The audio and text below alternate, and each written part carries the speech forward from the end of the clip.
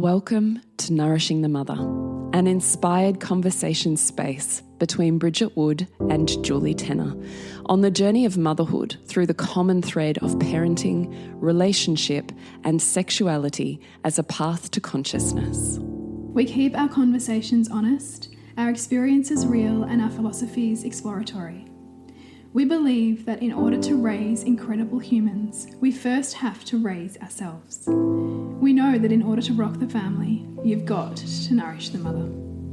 If you are here, you care about paving a path of conscious and intentional motherhood, connected with yourself and your gifts, and also illuminating your children in theirs so we may raise more whole humans who can impact this world in a more humane way.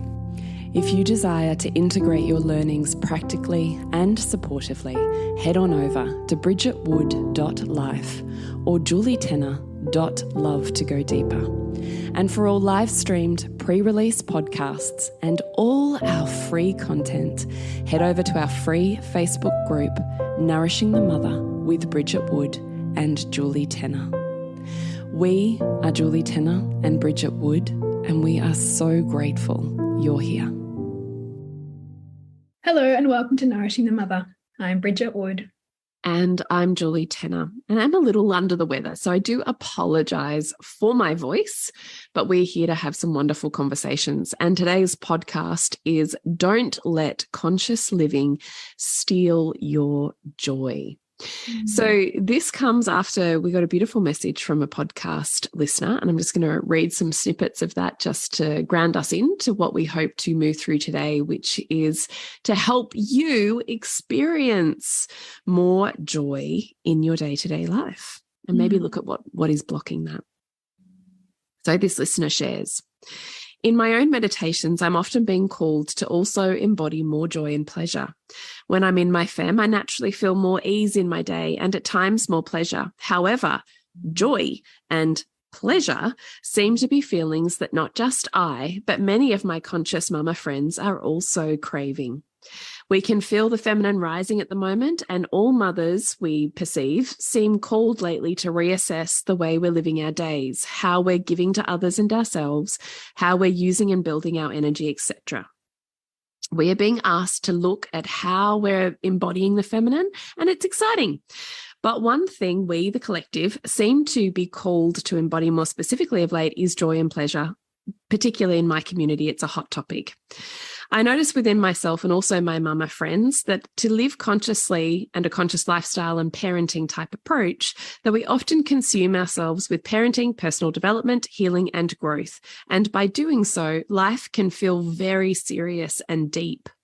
Therefore, I'm seeing such a strong correlation with that way of living to also then lacking the feelings of pleasure and joy.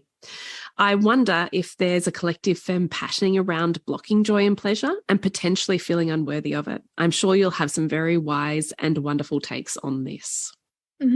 Gosh, what a juicy email for us to reflect on, because I absolutely hear so much of what this beautiful listener is saying and could take that in so many different directions, because she's absolutely right in saying that embarking on any kind of conscious path, as much as it's seeking kind of enlightenment and ease and more joy, there's actually a lot of density in the very process, because you're constantly feeling like you're not where you want to be.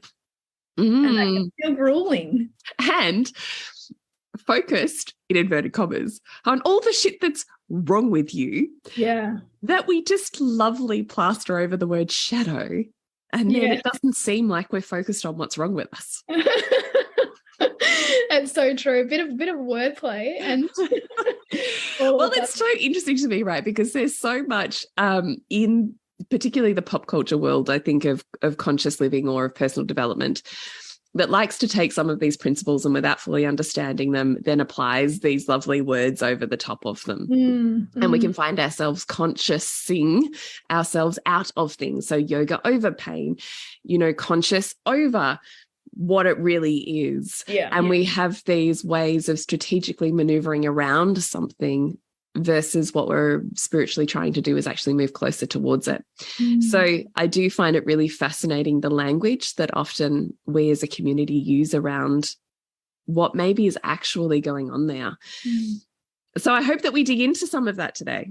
Yeah. And as you're talking, I'm also thinking, we also, when you get stuck in that, what can then happen is you police others around you as to how well they're doing the conscious living, which is really just a reflection on how much you're judging and policing yourself, right? So like if we consider the set of conscious parenting, right? So if you're not using cloth nappies, or if you are like putting your child in too much structured learning, or putting your child in, too much mainstream stuff, then are you really allowing the full unfolding of that child? Or are you really truly considering the environment? And are you really truly considering the challenges that are facing this generation, right? Like there can be so much seriousness and policing that can happen as a result of almost being tunnel vision around your set of values. And in doing that, that can actually like steal your joy in the attachment to that, right? Like that attachment to it being this monumental path that you're embarking on that you must get right. And that if your child exhibits certain behaviors, that it immediately means something about you, or the rest of your family won't get on board with what you value. And so somehow you need to become more conscious to make up for that. Yeah, totally. Right. So I think what we need to first look at is what you just segued into, which is when we're feeling like our conscious living lifestyle is stealing our joy, that we most likely are running an attachment to the belief that it has to be hard to be worthy, that it has to be deep in order to be worthy, that if it's not deep and hard, if you haven't gone to war with your ego, if you haven't gone deep into the cave and clawed your way out of it, that actually you haven't done the work. So we hold up on the pedestal that hard is worthy, and we put down in the pit and judge others for taking the easy way out isn't doing the work. And we judge what we perceive to be shallow. Yeah. So it's so interesting to look at the polarizations that are running the way that we're filtering the world, and therefore our own experience of it. Because we're going, if it ain't hard, it's not doing anything. And if it's easy, it's not doing anything. Right? We're running these complete polarizations. Which then means if you're attaching it needing to be hard in order to be worthy, then how much are you blocking then the ease and flow, which is often the bringer of joy? Is it allowed that they're allowed to be aspects of ease through this? Are you allowed to not be so serious about whatever your values are in this moment? Yeah. You're allowed to be a mass of contradictions. Yeah. Right. Or do you hold so staunchly onto your rules? A great way to know about this about yourself is to put yourself in situations with people who have polar opposite values to you, and see how long you can hold on to yourself, right? See how long until you get immensely triggered and judgy and repulsed down and shut down and all of that. It's like a practice, right? But those relationships are such a gift because you see all the ways that your values steer you in a direction and otherize and make wrong what is opposite to your values. Yeah. What you hold up as spiritual and evolved, or the right way to do things, or progressive, or thoughtful about the world, or consciously creating, and then what you minimize and despise as all of the opposite of that. Yes, exactly. So a really interesting line of questioning for yourself would be, what is it costing me, my life, my children, my relationship, to hold on to and live by the belief that hard is better, that it is hard work to expand, or to be more spiritual, or to take up space, or to heal. What is that costing you to hold that belief? Because I can tell you the most spiritual people I've ever met are those that actually hold the most joy and give way less fucks about all the shit that we're micromanaging. Like, do you think if you sat in front of the presence of the Buddha, you know, or the Dalai Lama, and you were like, oh God, you know, I'm so imperfect in all of these ways, and that he wouldn't just be sitting there smiling going, but you're so perfect, just enjoy it, it's so wonderful, just smile. Yeah. You know? Absolutely. Yeah. Like it's like you're given that opportunity to reflect back on all of the ways in which, you know, I'm trying to like fit myself into this ridiculous version of perfect humanness, which doesn't exist. And in doing so, I'm missing the beauty of it all. Yeah, exactly. Exactly. And sometimes actually I do this as a practice is I watch grandparents, be it in movies if I don't have them directly because we don't spend a lot of time with grandparents, or I watch other people's grandparents with their grandchildren, and I watch the difference in how they interact and what they don't care about. And grandparents, to me, in my perception, seem to have the most joy for the children that we find incredibly hard.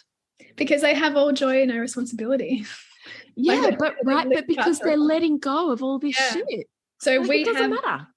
Because we have this, like, what, and I do think that in modern motherhood, that, like, what we take ownership of as our responsibility is perhaps much more vast than in some previous generations where we didn't have the level of comparison that we have now, and also that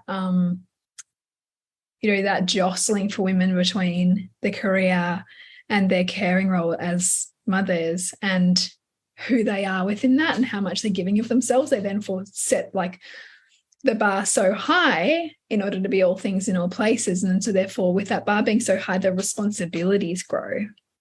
And often as the responsibilities grow, there's a correlation with joy dropping. Yeah, because the burden increases. The burden feels so hard and you're consumed with that. But we control more. That's also why we shrink our world the more that we control. Yeah. And in our perception, we have more that we have to control because there's more outcomes that we're now responsible for. Right? I mean, and how many times in our however many years we've known each other, Bridget, have you said to me, but you can't see it all. Yeah. Yeah. You can't see it all. And as I've said on previous podcasts, the very thing that you think is completely wonderful about what you're doing, probably one day at least one of your children are going to hate you for and say that you fucked them up about. Yeah. Probably. That's going to happen. Which is the hardest thing. I remember a coach like saying to me once, like, parenting doesn't matter. Like, they're going to be who they're going to be. And I remember, and I still wrestle with that because I don't entirely agree with that. But I think what that was trying to break for me at the time, because I've only remembered it because it was powerful for me to hear and uncomfortable for me to hear, was that, like, just watch your own tunnel vision, like, be mindful of your attachment to, you know, X plus Y equals Z. No, like, there's so many other factors that come into play in relationship with our children, in family dynamics that we don't have control over, but that is so terrifying. And so we look for something to give us a sense of control. That we perceive as measurable. If we do these things, we'll produce this outcome. Yeah. Totally. And I mean, you and I, our values are going to be human is to have, like, voids and things that are missing, and therefore to go and look for things to fulfill them. So you and I, of course, see and filter the world in such a way that we believe that emotional attunement and presence and allowing our children to feel seen and heard is going to help them feel connected to themselves as they grow and honor who they really are. Yes. But that, and the inference sometimes is, therefore, if you're not doing that, then your child is somehow going to grow up needing therapy, or grow up in a way that maybe is not optimal. They're not optimal, or that they don't really know emotional intelligence very well. Yes. Right. But that doesn't leave room for the fact that there's many people who have suboptimal upbringings and go on to be incredibly successful or contributing members of the world, right, in society. But if that challenges our like value system too much, then we kind of, hide that from our awareness and focus, come back to, again, to what do I know to be true? And we can only ever do that. Like, what do I know to be true right now? Mm. Yes. And what would this look like if it was easeful? Yeah. What would this look like to live right now if I'm not actually living now based on the fear projected that I have in the future? So I'm actually in the future trying to live right now. And so pick whatever, like, as you're listening to this, pick whatever it is that you feel like you're holding on so tightly to in your mothering, that you're controlling, like whether it's your child's food, whether it's their behavior, whether it's their extracurricular activities, whether it's the nature of your relationship with them. Like, what is it that feels like you, instead of you like being in an easeful relationship with it, that it feels like it has you by its grip? Like, what is that? And why? Well, it's so fascinating, isn't it? Yeah, exactly. Why am I gripping this so tightly? What does it mean? And I think it's a really natural thing as we come to find like our center, right, is that we can swing so far like one way, like, I only feed my child this kind of food, right? Or we only do this kind of activity, or it's really important that our language is only this way and spoken in this tone. And then over time, we kind of find the nuance in that, or we find like, but the problem of that is this. The problem of like my child only having naps here in this place is that I don't have the flexibility or the lifestyle that I actually really want. And so we're kind of swinging then into its opposite, and then going, okay, actually there's room here. I don't have to be so rigid. And in letting go of our rigidity, we then are able to flow with ease. But the degree to which we can let go of the rigidity is also like correlated with how much is my identity wrapped up in this thing that I've attached to, this thing that I've measured my worthiness on. Yeah, totally. 100%. And I would say to you, go back to last week, I think it was last week's podcast we did on your attachment to your identity. Wasn't that last week's podcast? When intensive mothering is holding you back. Yeah, so go back to that podcast if you're wanting to dig into how am I pulling apart the identity that I am trying to preserve by virtue of holding on to this belief system. Go back to that podcast. But I'm just going to bring us back to this hard work thing, because it is insidious, I think, this mindset. And I say that because it is definitely, I recognize, ingrained in so many layers of my beingness that I see it so much in others. And it took me a really long time to become aware of it. So there's two parts to that. I'm going to bring it full circle. One part is that we have grown up in a colonialized society that holds meritocracy, and therefore the harder you work, the bigger the reward mindset. Yeah.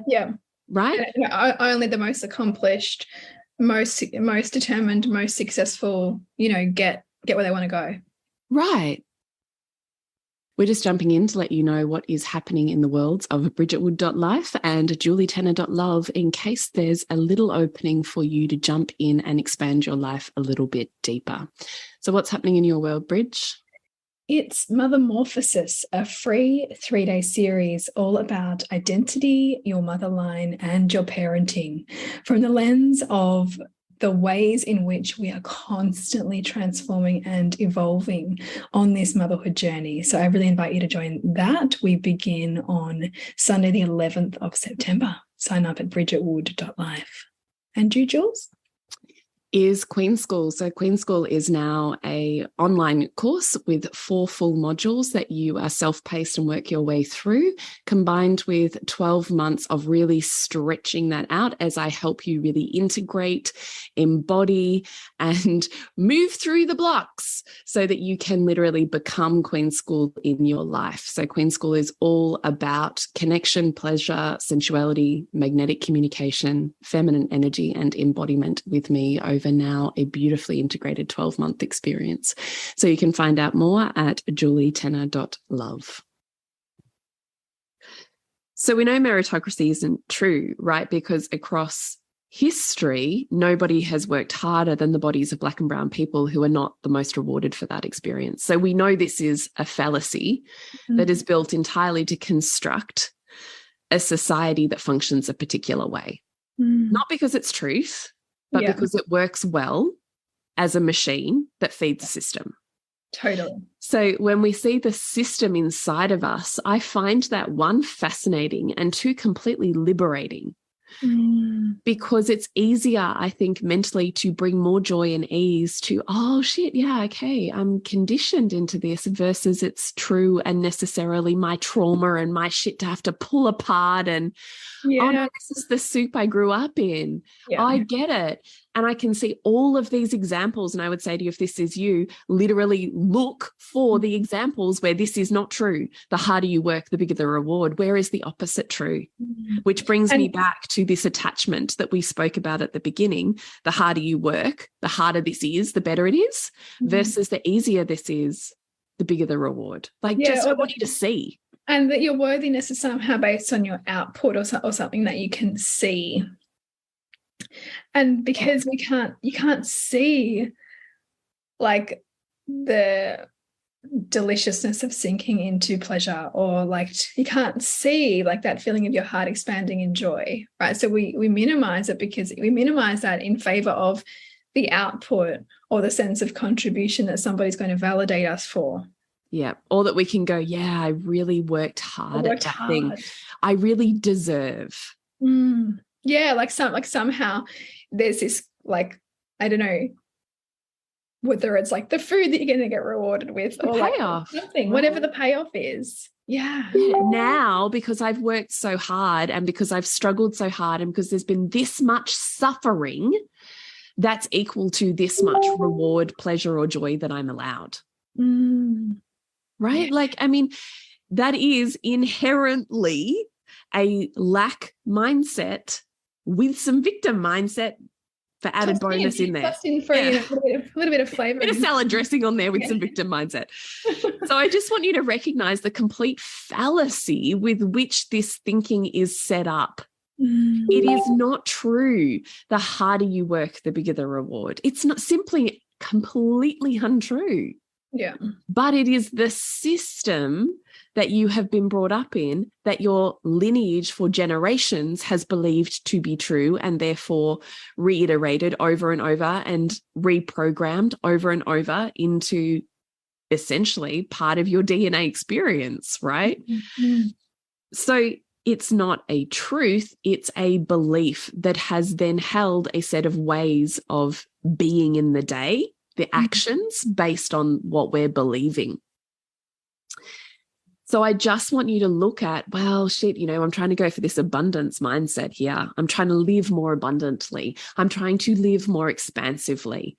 And yet, counter to that fantasy is me continuously contracting, pulling it down, making it hard, making sure I'm working really hard, making sure I have really earned my reward. And making sure I'm seen to be working hard because I've attached my value to how I'm seen working hard. Right, because if it's not exhausting and hard and challenging, who am I? Yeah. And this is what I see as, you know, really hard for many mothers to sink into their motherhood with, because like, mothering and the care work of mothering is so invisibilized in our society, right? Like unless you orient to the world with a value on the feminine and like how the feminine holds up the world, you're not necessarily going to value that part of you. And there's always going to be a part of you that's like, I need to be achieving something outside of this. I need to be doing something that's more visible outside of this. And like there's a really unsettledness that can, and I saw this in myself, like when I was 3 months postpartum with my first child, I was already studying something. I was already doing a course because I couldn't let myself be there. It's like it wasn't safe because I had internalized this like attachment to something outside of me that's going to give me my worth,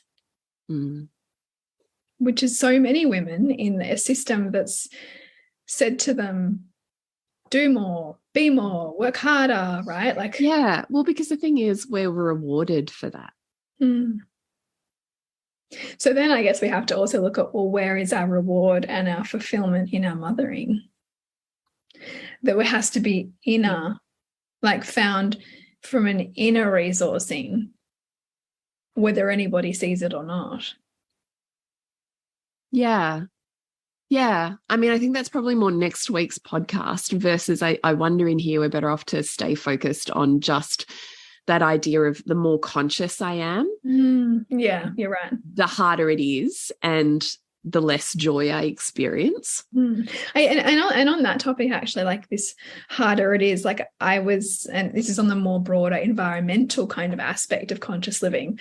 I was at a premiere of a new film by this environmental activist, or he's a zero waste activist, Yost Bakker.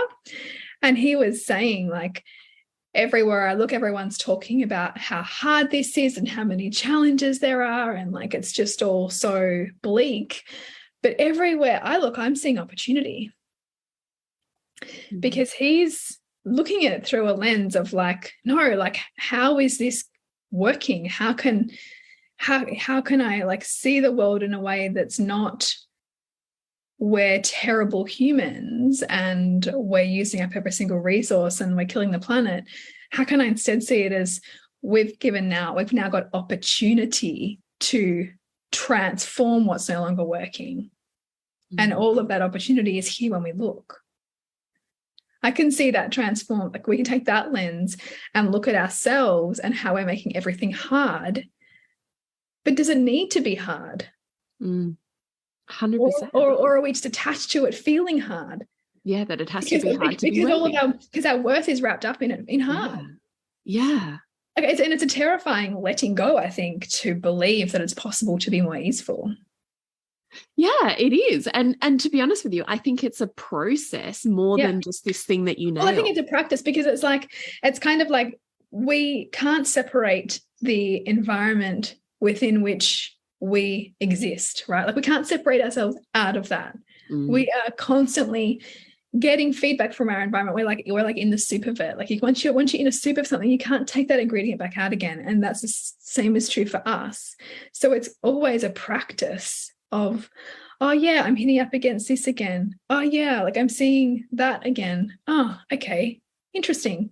How can I reorient to where I know I could be if I let go of that being my story, that it has to be hard?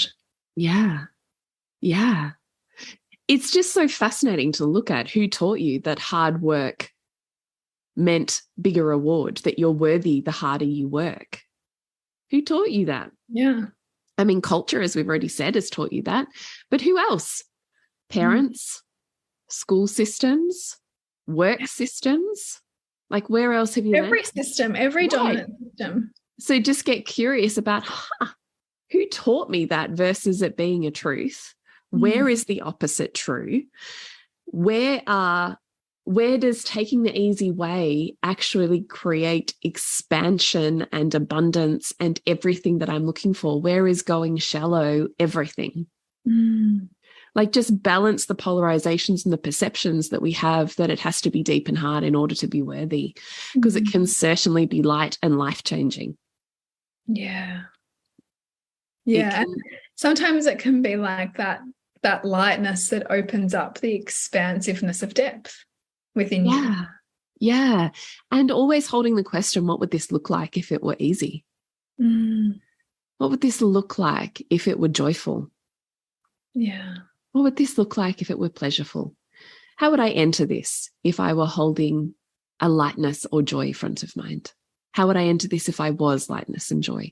Like just playing with yourself as you're entering moments where you're noticing you're contracting and condensing down. And those may be the very questions that actually allow you to enter that thing that you had closed yourself off to. Yeah. Because you said you can't do that. You might not have felt able to do that with a set of like practices or lens that you previously had. But when you flip it, how does that now become an opportunity? Yeah.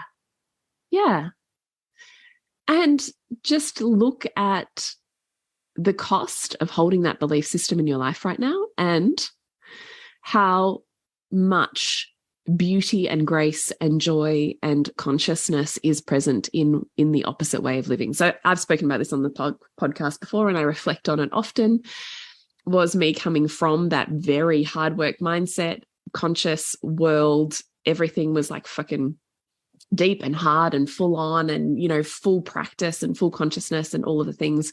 Mother wound, couldn't be anything like her. So if I ever chose joy or love for myself, that I was not being a good mother, because I wasn't, like, mothering is you sacrifice your own needs for your children. So if you're focused on yourself instead of your child, then you're being a shit mum. So this was me carrying and then they get nothing. Like, yeah. like they therefore are worse off by virtue of you focusing on yourself. Because in my perception, I had a mother that could only center her own experience. So anytime I centered my own experience, I came crashing into my mother wound and going, I can't even enter my own experience. It has to be all about my children. There's only so long you can sustain that. So hard work, consciousness, all of the things, lifestyle. And as I said to many of us on the podcast here, then I found this mama circle, or, you know, for friends in mainstream schooling, which I'd never thought that we would enter. And yet by virtue of following my first child's lead, here we are. And so I was face to face with my community, was now these unconscious parents who were living in ways that were, you know, the opposite to the way that I saw, believed, lived the world. It was very confronting. I confronted every single one of my polarizations and judgments every single time I was around them. And yet what I came to realize as I let myself soften, let go of my own staunch self-righteousness and self-identity that actually created barbs out to the world, right, was that these women had equally as much to contribute to the world and to their children and to my children and to me, that they had equally as much consciousness as I did. The form just looked different. And that they had an exceptionally more abundant amount of joy than anyone in my conscious community had. Because they weren't policing themselves so much about it. Right. There was all this ease and lightness and freedom and fun. They just stopped caring about the minutiae of all the fucking shit that I spent all day consuming myself with. Yeah. Just this ability to, like, I'll let it go. Yeah, fucking kids. You know, whatever. Which I could never have let myself say back then. And yet what I noticed was they had the answers for everything that I perceived was missing in my life at that point, right? So I'm chasing pleasure and I'm chasing joy and I'm chasing sensuality and I'm chasing embodiment. And I might call that the feminine. Sure, we can do that. Or we can say, got to clear some consciousness blocks and some hard work mindset there. Yeah. Because and open up your polarizations. Because isn't that actually just available to you if you just, like, it's not like you have to, exactly my point. It's not, you have to go and seek, because it is there if you're willing to be open to it. Yes, exactly. So again, we can conscious over this and go, we're here for the feminine rising and we're here for, you know, feminine expansion and more feminine energy. And yes, sure, yes, but beware that you're not just dressing something up. Yeah. Oof. Yeah. Which can be just another thing, right? To block yourself from what you say that you want. Versus going, this is so beautiful, right? And I'm sure you would say, Bridgie, from 1 till 3, for me from 1 till 4.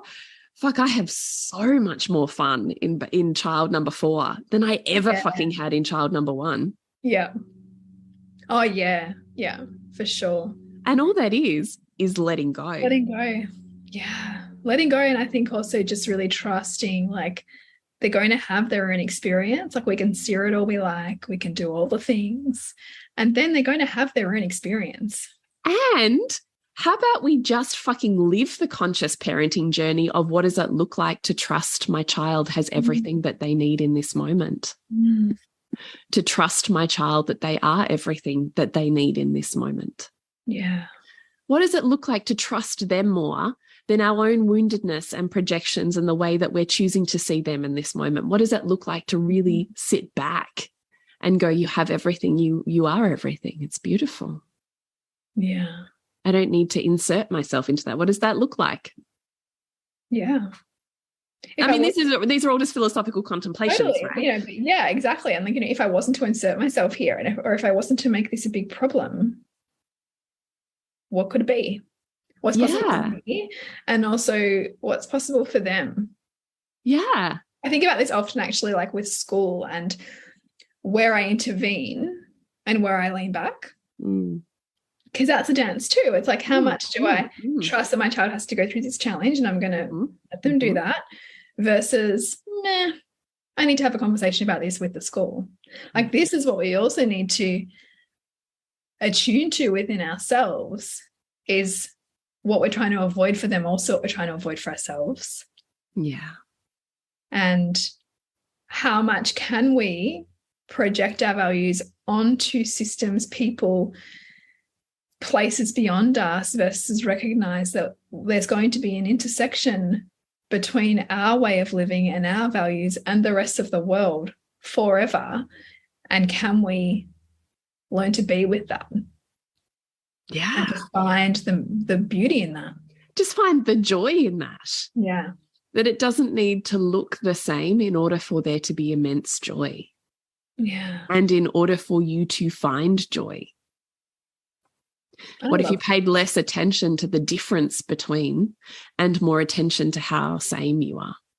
Such a great practice. I actually love that, and like love doing that with like other school mums. Like I trust the perfection of like who my children become friends with, and then who I'm therefore pulled into closeness with, because there's so much to learn there when we can be more open, like to that sameness. Like, in what ways are we more the same than different?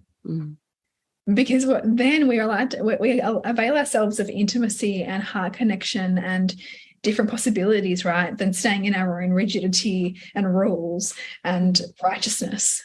Yeah, totally. So let's just do a little recap before we wrap up today, just because there was a lot of us. This is how Bridgie and I roll. We get a problem and we get a bump in our own lives, and we're just like, let's look at all of the different angles. Let's throw it all out on the table and then decide what is it that we're going to put in the bouquet. You know, like, so this is kind of what this podcast is, but you might find yourself spiraling it all, going, but hang on a minute, Bridget and Julie, I don't know what a clear path looks like here. Yeah. So shall we just anchor it down a little? Yeah, let's anchor it down. And in fact, it's a really good point, because I put in the Reimagining Motherhood group, actually, our podcast from last week, which was When Intensive Mothering Holds You Back. And there were women who had like these like brain pops, and then like, where do I go with that? Like, how do I like, figure that out? And it's true, because when we get questions, we get more questions, right? Like, I think the beauty. I just love that you said that. It's just so permission giving, isn't it? Yeah, and the thing is, the beauty, I think, is always in the questions, not the answers. Because as soon as you get an answer, right, you stop. Yeah, exactly. Question. It's like a quest. It's a quest for something. And there's energy in a quest. Yeah. Right? Like, I love that. Oh, so good. Oh, my body is just loving everything you just said. Anchoring. Let's anchor it down, Julie. Are you trying to throw to me? Because I'm it's so good. Okay, hang on a minute. Let me anchor it down. All right. Let's say you are living in the conscious community, and I often think the more conscious our community, often the more we get bogged in the deep shit. Yeah. I'm a prize example of that situation, just so we all know we're more the same than different. I totally get you. Yeah. But the more that we narrow our community to make it more like us, often what will happen is that we get more and more condensed and more polarized, because it becomes a bigger gap between the them and the us, which is why we want you to have spaces like this podcast where you can expand your thinking, to expand your actions, to expand your world. Because if you get polarized, your world will shrink. Yeah. And you'll probably have more conflict, because you're kind of like in conflict with the world outside of you that doesn't fit the world you want it to be. And it will be jarring to the extent that it's trying to get you to equilibrate it. So, let's all chew on that one for a little bit. Yeah. Well, let's come back to anchoring it. So let's assume you're in this conscious living community and there's just so much to be really fucking serious about. Yeah. There's the state of the world. There's how you're contributing as a human. There's your own wounds and lineage healing. There's, parenting and what you're paving forwards as a gift to the world, to humanity, to how whole your children are as their own experience in living, how aligned and lit up and unconditioned they are, right? There's so much to get fucking serious about. Yeah. And what can happen is we spend all day in our heads constantly having the debate and the multi-navigation system on how we're doing this thing to make sure that we get the best outcome. We're not actually present at all. And so joy and pleasure leave. So what we're asking you to do is when you find yourself there is first start to dig around and look at, am I, for all of my wanting for an abundant life and an abundant mindset and the feminine force of magnetic abundance, actually living in a scarcity mindset of hard work? Mic drop. Right? Yeah. Like at the end of the day, am I actually living in a lack mindset because I'm focused on everything that is going wrong, that could go wrong, that I need to do to make sure that it's hard and deep and gets me a bigger reward. And I'm so contracted on what is not present, that I'm not present. And the more you focus on something, the more that law of attraction works to bring you that thing. So are you focused on it being hard? Are you filtering your world to say when it's hard, it's worthy, and when it's easy, you take the easy way out, or it's shallow, it's unworthy? Well, whatever you put up in a pedestal, you'll come crashing down with on the other side, right? And also you're going to be running into those stories in your life. So we really want you to look at, where has my hard work mindset come from? Am I really carrying the belief that it has to be hard and it has to be deep in order to be worthy? And also acknowledging that there's a whole spectrum of that. It doesn't have to look like it has to be super deep. Oh no, Julie, it's not that it has to be like really fucking hard, that I have to have a healing crisis, that I have to be broken, that it has to be, no, I'm not that bad. Okay, cool. Then asking yourself, what would this look like if it were more easeful? What would this look like if it were more joyful? What would this look like if I could think and move through this moment aspect of my life with lightness and joy? What would be different? How would I be feeling that's different? What would I be thinking that's different? What would I be seeing that's different? So just really looking at the attachments you have to hard is worthy, the judgments that you have on others, that when they take the easy way out, they're less conscious, that when it's shallow, it's less conscious and gives you less of a reward. So balancing and equilibrating those. Looking at whether you're coming from an abundant mindset. This is so beautiful. Everything is available to me in this moment. Everything I want gets to feel really good. Or am I condensed into a hard work, masculine focused mindset on outcome and output? And can I open myself enough to see the beauty in lightness, shallowness, and taking the easy way out? Can I see actually the consciousness there? Yeah. And can I see the drawbacks or the cost to me, my life, my children, my relationship of holding on to hard work is what's worthy? Is there anything you'd add to that? Oh, no, you just nailed it. Yeah, to really sit with those questions and I can really allow the discomfort if it feels uncomfortable. Like, that's okay. Like, this is whenever we stretch beyond like our way of thinking, we can get a little wobbly, or sometimes we'll hit a hard edge and go, no, there are no drawbacks, or no, there are no benefits of that other thing.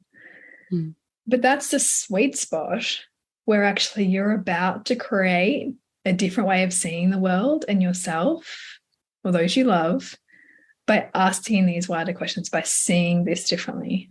And that's beautiful. Permission giving. It opens up a whole world for you that you perhaps haven't let yourself play in because of those rules, because of that seriousness, because of that level of consciousness, in air quotes. Yeah, because there's just as much consciousness in joy as there is in pain. Yeah. They're not lesser conscious experiences. And what you focus on grows. So what are you focusing on? It's a beautiful way to leave it. What are you going on in the world, Bridgie Boo? I have got Mothermorphosis, which is a free 3-day series all about identity, your lineage, and your parenting. So it is tackling all of that. So I would love to invite you to come and join me on that. It's happening mid-September, so you can find out more about it at bridgetwood.life. And you, Jules? It's very poignant for today's podcast, isn't it? It is, yes, it is. Is Queen School. So it is all things looking at what is the feminine actually, what is the masculine actually, what is the interplay in those two things, what is the blocks that I have in my life that's holding me back in order for me to be able to live in a more artful, permission-giving way. And I would say for here, joy and expansion in my relationship and in my body and in my sexuality. So you can find out more about Queen School at julietenner.love. We are nourishingthemother.com.au, Nourishing the Mother on Facebook and Instagram. We would love your podcast requests, just like the conversation that we had today. They're so freaking wonderful. Bridgie and I love that across the world, there's all these little pockets of women that listen to the podcast and then get together just to like tease it apart in their own life and world. It's so freaking rad. It is awesome. Lights our heart on fire, and essentially is the whole reason we began. Like, we began this podcast as two women who found each other randomly, you know, in inverted commas, who were having conversations that we didn't know anyone else was having, even in our super conscious worlds. Then we started this podcast going, there's got to be other women who want to have conversations like us. And here they are across the globe having these pockets of conversations based on whatever we begin the conversation with in the podcast. Like, how freaking rad is that? It's just so cool. And I think about, like, you know, over the years we've been podcasting, like we've nearly hit 1 million downloads, right? It's so cool. So it's not like this is just some tiny pockets of people. Like, you know, there is a groundswell of women who are like wanting more, who are questioning like what they've come with, and who are, you know, dare I say it again, consciously creating, you know, what they want to see and be, which is so beautiful. Yeah. And actually, just on that, I think maybe we just say we're not here to diss consciousness, but what we want to be able to do is play the antagonist a little bit. Yes. So that you have just enough challenge on the way that you are viewing and perceiving yourself in the world that you grow. Yeah. It's a beautiful way to phrase it. Yeah. So remember to nourish the woman, to rock the family. And we'll see you next week when we continue to peel back the layers on your mothering journey. Thank you so much for listening. We literally couldn't do this without you. Please share this podcast with anyone you think it would be medicine for.